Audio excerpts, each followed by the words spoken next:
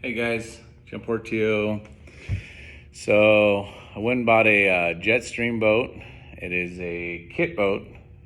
They manufacture these things in Canada. I'm going to be doing YouTube videos on how to put this thing together. Scale of 1 to 10 on fabrication for my skills, probably about 5 or 6. Not very good fabricator, but I'm going to give this thing a attempt. So if you guys follow along, I'll put you through the trials. Let me flip this thing around.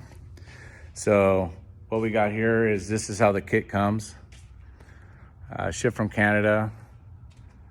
Kit cost me about, with everything total, this is a 4-seater Buccaneer, cost me about 13 grand. So US money, and then Canada money was about 13. So if you guys just stay tuned, I'm gonna unload this thing and we will get crack-a-lacking. All right guys, just had it unloaded. That's the crate it comes in. Just for info, when you're having it shipped, unless you got a forklift at your house, that's the only way they're gonna deliver, unless they have some company that will offload it. This is an 18-foot trailer, so it took up a lot of space on this trailer. Pretty man-made pallet here, pretty strong.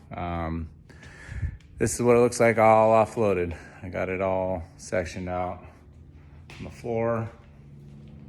Walk over here, just kind of put everything down.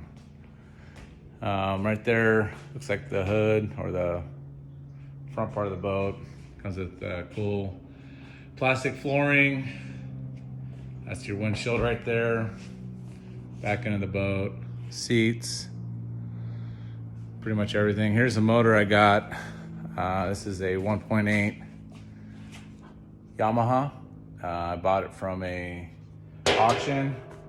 Don't know much about the motor, but I'm gonna probably send it in to have some work done, have it gone through. So another correction too, Canada money, 15 grand, not 13.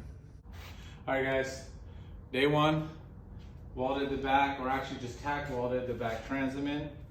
Tells you to stay off a 1/2 inch. I'll figure that out later why they asked that, but 1/2 inch, I measured that out. Tacked it in, threw some tacks on the inside over here. I took a square, make sure that was straight up and down.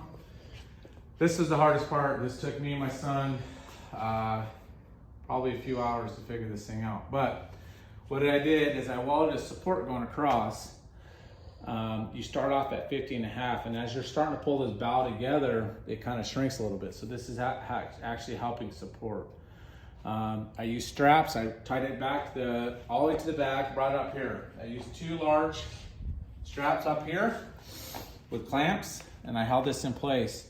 And we evenly pulled down straps to bring this up. When you get it up to the tip here, you want to measure at 16.5 at the very bottom. See it right there, that lets you know. You also have this stringer support as a guide. We'll end up welding that in, but you can see it matches the curve where it's at. To finish pulling it back together, we end up having to do a strap going across. We had to put straps going back just to hold this from sliding up, and we strapped this and actually pinched it right together. So it worked out pretty good. Now we're gonna work on tacking this thing in, and then putting that center stringer in right there for support. Stay tuned. All right, so we got the center support fully welded in. Got it all welded all the way down.